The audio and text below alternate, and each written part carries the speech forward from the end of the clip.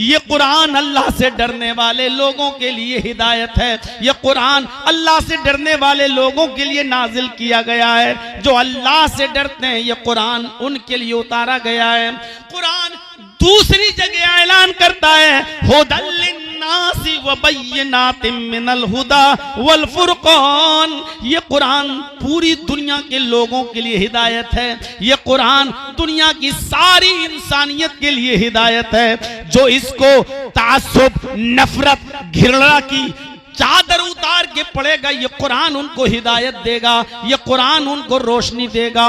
मेरे प्यारे साथियों, ये कुरान सारी दुनिया की इंसानियत के लिए हिदायत है। ये जवाब देगा कुरान। तौरात से पूछो तुझे लाने वाला नबी कौन? जबकि हम मानते हैं कि तौरात मूसा पर नाजिल हुई, इंजील ईसा पर नाजिल हुई, जबूर दाऊद अलैहिस्सलाम पर नाजिल हुई, लेकिन इन किताबों में जवाब मौजूद नहीं है। पूछो आए तौरात तुझे लाने वाला नबी कौन? तौरात खामोश। पूछो आए जबूर तुझे लाने वाला नबी कौन? जबूर खामोश। आए इंजील तुझे लाने वाला नबी कौन? इंजील भी खामोश। किसी भी हिंदू पंडित से पूछ लो कि ये वेद किसके ऊपर उतरे, कौन सा नबी लेके आया? रामचंद्र जी की जिंदगी पर लिखी हुई किताब क्या है? वो कहेंगे रामायण। कृष्ण जी की जिंदगी पर लिखी हुई किताब कौन सी? वो कहेंगे गीता और महाभारत। पूछो फिर ये वेद कैसी किताबें हैं? पूछो ये वेद का लाने वाला कौन है? ये आसमानी आकाशीय ग्रंथ इनको मानते हो, आसमानी किताबें तुम इनको मानते हो, तो इन किताबों का लाने वाला नबी कौन? कोई पंडित इसका जवाब नहीं दे पाएगा। वेदों में भी इसका जवाब मौजूद नहीं।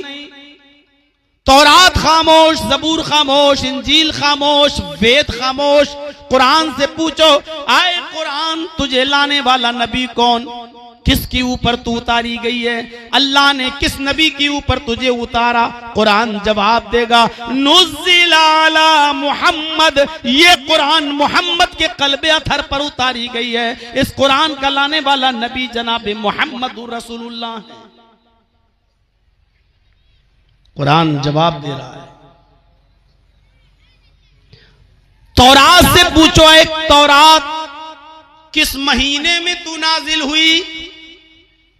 खामोश। जबूर से पूछो है जबूर तू किस महीने में उतरी?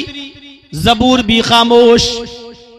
यही सवाल दो कदम आगे बढ़कर इंजील से पूछो है इंजील तू किस महीने में नाजिल की गई? इंजील भी खामोश। हिंदू भाइयों से पूछो तुम्हारे वेद किस महीने में उतरे हैं? किस महीने में नाजिल हुए? वेद भी खामोश। किसी किताब के पास इसका जवाब नजर नहीं आएगा। कुरान से सवाल करो आए कुरान तू बता तू किस महीने में उतारा गया है? किस महीने में अल्लाह ने तुझे नाजिल किया है? किस महीने में तू उतरा है? कुरान आपको जवाब देगा शहरु रमजान अल्लज़ी उनज़िला फ़ीहिल कुरान। रमजान का महीना वो बाबरकत महीना है जिस महीने के अंदर ये कुरान नाजिल किया गया। रमजान का महीना वो महीना है जिस महीने के अंदर ये कुरान उतारा गया। कुरान जवाब देगा। कुरान दो कदम आगे और बढ़कर बताएगा। तुम पूछते हो किस महीने में उतरा? तो रमजान में उतरा। अब पूछोगे रात में उतरा कि दिन में उतरा? कुरान इस बात का भी जवाब देगा इन्ना अनज़लनाहु फी लैलतिल क़द्र। हमने इस कुरान को शब कदर में उतारा, लैलतुल कदर में उतारा। रमजान की ताक रातों में से किसी खास ताक रात में उतारा। यानी ये कुरान रमजान के महीने में नाजिल हुआ है और ये कुरान रात में शब कदर में लैलतुल कदर में नाजिल हुआ है। दुनिया की सारी किताबें खामोश, कुरान जवाब दे रहा है। और कुरान की सदाकत की सबसे बड़ी दलील यह है यहूदियों को चैलेंज करो, आए यहूदियों तुम्हारी किताब कौन सी? वो कहेंगे तौरात। लेकर आओ, एक मैदान में रख दो, दुनिया की सारी तौरात जितनी भी पब्लिश्ड हो चुकी हैं, छप चुकी हैं, उनको लाकर एक चटियल मैदान में लाकर रख दो। पूछो ईसाइयों तुम्हारे पास कौन सी किताब है? वो कहेंगे इंजील, न्यू टेस्टामेंट। तुम भी अपनी सारी किताबें ले आओ, पूरी दुनिया में जितनी भी हैं, एक भी इंजील का नुस्खा बाकी ना रहे, सब ले आओ, वो भी एक मैदान में रख दो। एक तरफ तौरात रखी हुई है, एक तरफ इंजील रखी हुई है। दाऊदियों से कहो कि तुम कौन सी किताब मानते हो? वो कहेंगे जबूर।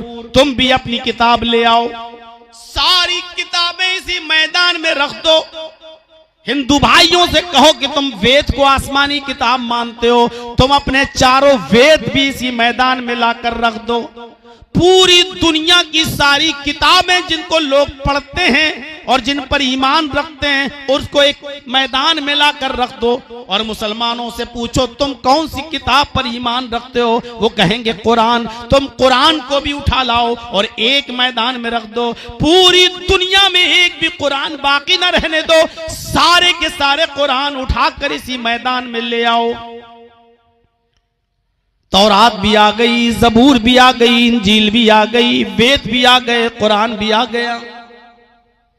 आए यहूदियों तुम अपनी सारी किताबों में आग लगा दो, ईसाइयों तुम अपनी सारी किताबों को जला दो, आए दाऊदियों तुम सारे जबूर में आग लगा दो, हिंदू भाइयों तुम सारे वेदों को जला दो, मुसलमानों तुम सारे के सारे कुरान को जला दो।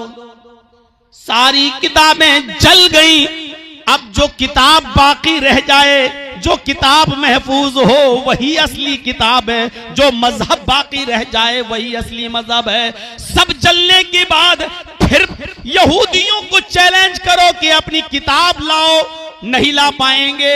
ईसाइयों से कहो कि इंजील लाओ, नहीं ला पाएंगे। दाऊदियों से कहो कि अपनी किताब जबूर लाओ, नहीं ला पाएंगे। हिंदू भाइयों से कहो कि वेद लाओ, नहीं ला पाएंगे। और हम मुसलमानों को चैलेंज करो कि कुरान लाओ, तो इसी मदरसा अस्मा लिल बनात का एक छोटा सा तालिब इल्म उठेगा, आप छोटे छोटे मदरसों का एक 10 साल का बच्चा उठेगा और अलिफ लाम मीम से शुरू करके वन्नास की सीन तक आपको कुरान सुना देगा।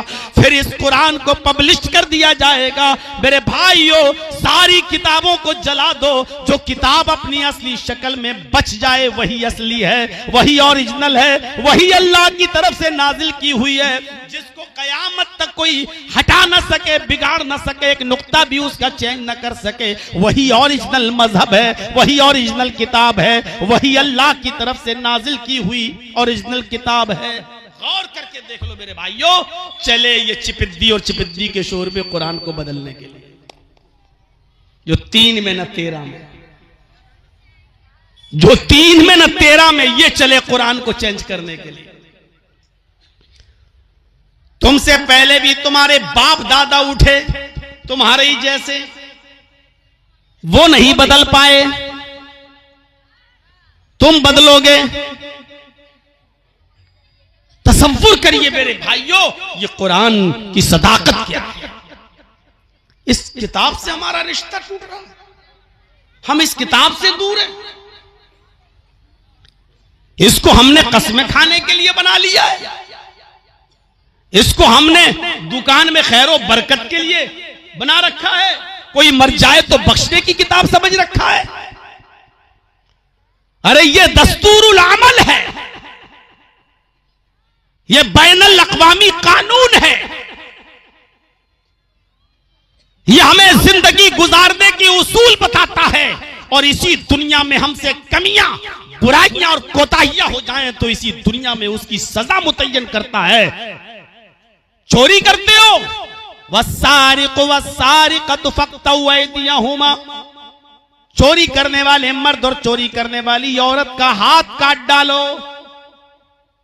जिनाकारी करते हो, दूसरों की मां और बहन और बेटियों को गलत नजर से देखते हो, मोबाइल पर गुफ्तगू करके उनको होटलों में बुलाकर उनकी इज्जत व आबरू से खेलते हो। सुनो, अज़्ज़ानियतु वज़्ज़ानी फजलिदू कुल्ल वाहिदिम मिनहुमा मियत जल्दा। जिना करने वाली औरत और जिना करने वाले मर्द, इन दोनों को मैदान में इकट्ठा कर दो और 100 कोड़े मारो, इस हाल में कि जब ये कुंवारे हों और शादीशुदा हों तो पत्थरों से मार मार के खत्म कर दो, पत्थरों से मार मार के इनकी जान ले लो। ये कुरान ये सजा मुतय्यन करता है। इसीलिए इस दुनिया के बनाने वाले ने बताया है कि इस दुनिया को कैसे चलाओगे, दूसरों की बहनों बेटियों की हिफाजत कैसे होगी, तुम्हारे बेटों की हिफाजत कैसे होगी, चोरी से अपने मुआशरे को कैसे साफ किया जाएगा, बचाया जाएगा। आप उस गाइडलाइन पर अमल करेंगे तो ये दुनिया चलेगी। इस गाइडलाइन से हट जाएंगे तो वही हाल होगा जो आज मोदी जी का है एपिस्टिन फाइल खुलने के बाद। गाइडलाइन से हटोगे तो तुम्हारा भी वही हाल होगा। कौन सा हाल? हर जगह मारे जाओगे, काटे जाओगे, परेशान किए जाओगे, लिंचिंग होगी तुम्हारी, कोई हैसियत नहीं होगी तुम्हारी। दुनिया के किसी भी मुल्क में जाकर देख लो आज हमारी हैसियत क्या है। पाकिस्तान में मस्जिदों में बम फोड़े जा रहे हैं, वहां हम चैन और सुकून के साथ नहीं। ईरान का हाल देख लो आज किस कंडीशन में है। सीरिया के अंदर हमारी कंडीशन देख लो क्या है। मिस्र के अंदर हमारी पोजीशन देख लो क्या है। जॉर्डन के अंदर हमारा हाल देख लो क्या है। लीबिया के अंदर हमारा हाल देख लो क्या है। फिलिस्तीन के अंदर हमारी पोजीशन देख लो क्या है। ज़ुरिबत अलैहिमुज़्ज़िल्लतु वल मस्कना। दुनिया के किसी दौर में मुसलमान इतना जलील नहीं था, इतना रुस्वा नहीं था, इतना बेइज्जत नहीं था, इतना जलील और इतना इंसल्टेड नहीं था जितना आज के इस दौर में है। खुद अपने भारत के अंदर देख लो आपकी हालत क्या है और आपकी कंडीशन क्या है। आप अपने आप को जिंदा समझते हो?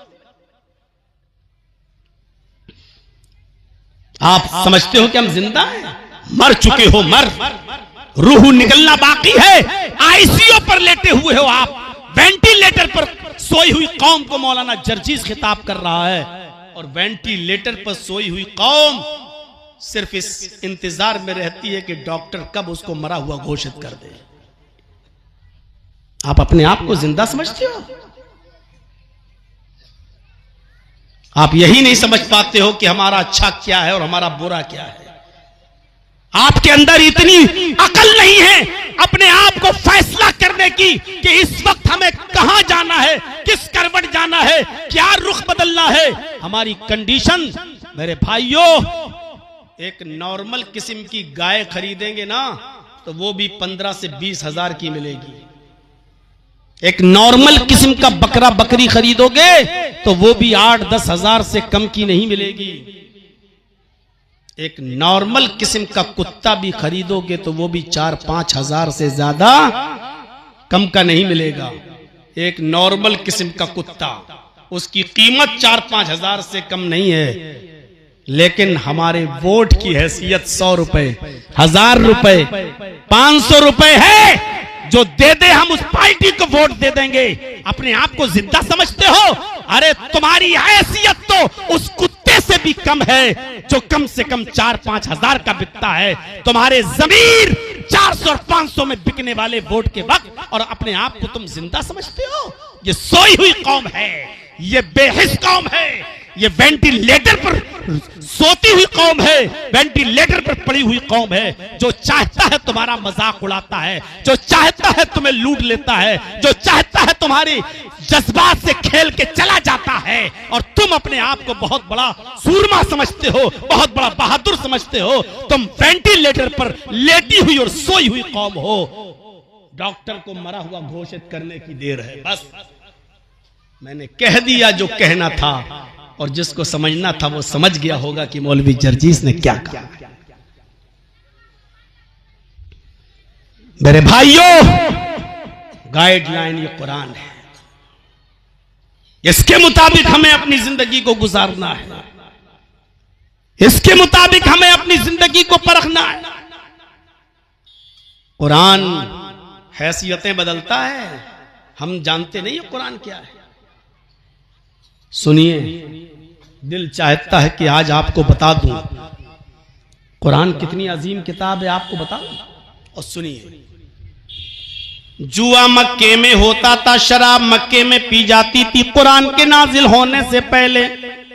जिनाकारी मक्के में होती थी, खाने काबा का तवाफ औरतें बिल्कुल नंगी होकर बरहना होकर किया करती थी, कपड़े का एक तार नहीं। ये मक्के की हैसियत थी।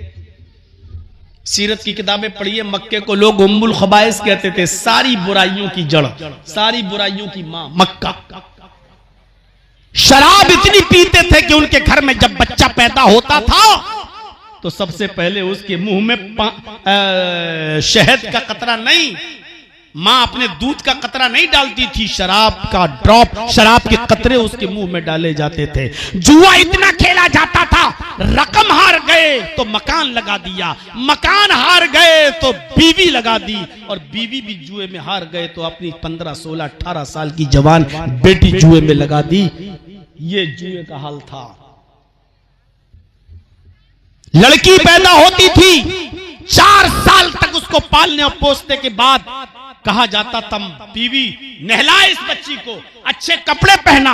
जैसे किसी को फांसी दी जाती हो तो उसको पहनने के लिए नए कपड़े दिए जाते हैं, फांसी के तख्ते पर लटकाने से पहले उसको नए कपड़े पहनाए जाते हैं, उसको नहलाया जाता है और उसके बाद में फिर उसको फांसी के तख्ते पर ले जाया जाता है। इसका बाप कहता था अपनी बीवी से, मेरी बेटी को नहला, खुशबू लगा, नया कपड़ा पहना।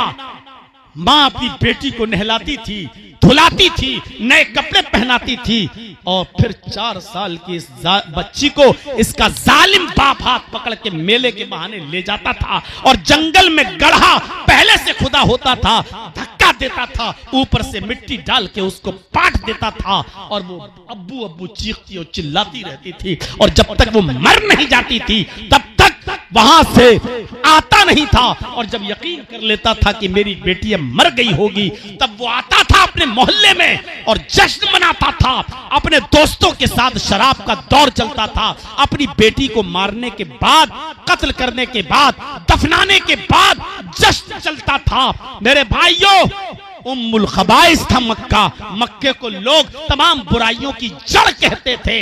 इसीलिए इस बुराई को रोकने के लिए अल्लाह ने कहा कुरान में, है वइज़ल मौऊदतु सुइलत, कयामत के दिन अल्लाह इस जिंदा, दरगोर और दफन की हुई लड़की को जिंदगी देगा, उसको ज़बान देगा और फिर उससे पूछेगा बेअय्यि ज़ंबिन कुतिलत, तुझे किस जुर्म में मारा गया, तुझे तेरे बाप ने किस जुर्म में कत्ल किया, क्यों दफन किया, तेरा कसूर क्या था।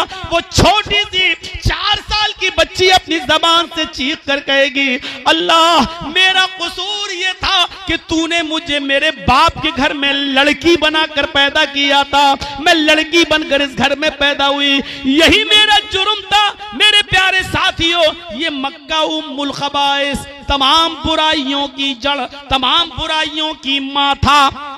लेकिन अल्लाह ने जब मक्के में कुरान नाजिल किया, अल्लाह ने जब मक्के में कुरान उतारा, अल्लाह ने जब मक्के में कुरान उतारा तो कुरान की बरकत से उस मक्के को उम्मुल कुरा बना दिया, सारी बस्तियों की मां बना दिया। जुआ वहां से मिट गया, शराब के मटके फोड़ दिए गए। अल्लाह ने जब कुरान नाजिल किया तो लड़कियों की हिफाजत होने लगी। इतनी हिफाजत हुई कि जो लोग लड़कियों के पैदा होने के बाद मार डाला करते थे, उन्हीं लोगों में जब लोग कुरान पर ईमान लाने लगे तो बाप के मरने के बाद बेटी को अपने बाप की वरासत से हिस्सा मिलने लगा, भाई के मरने के बाद भाई की वरासत से बहन को हिस्सा मिलने लगा, और बेटे